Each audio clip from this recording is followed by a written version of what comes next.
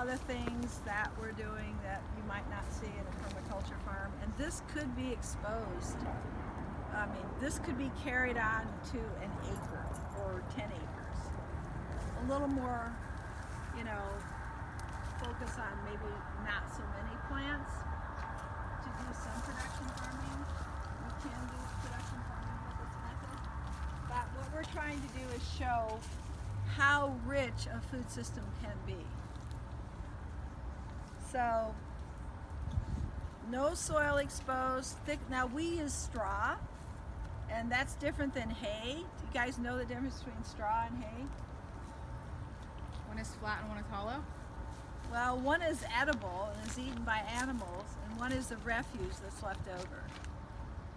So straw is just cellulose.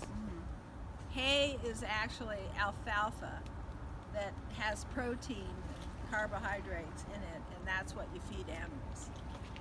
And you don't want to use hay as mulch. It's way too expensive.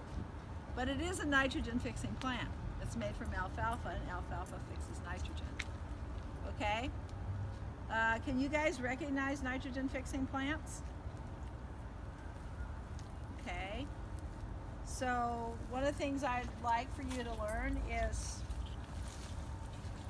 like, what are some of the plants here? Like we have beets. And beets are great because they're a superfood. I mean, the greens are as valuable as the beet itself, probably, right? So we make these salad bags, and they have 10 different kinds of superfood greens in them, and we sell them at the market, and we have regular customers. And so we come in and we pick, you know, greens from all these plants, and it's very nutritious because all these greens are really, really good for you. Greens are the most plentiful food, the most important food. If we're going to pick a food of the superfoods, it's greens. How many of you eat a lot of greens? Okay, so you guys all know that. All right. So let's just talk about maybe some of the plants you don't know. Do you guys know this plant?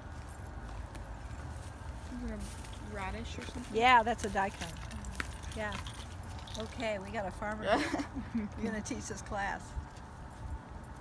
Do you guys know this plant? Lemon verbena. Yeah, oh God, okay. Lemon verbena.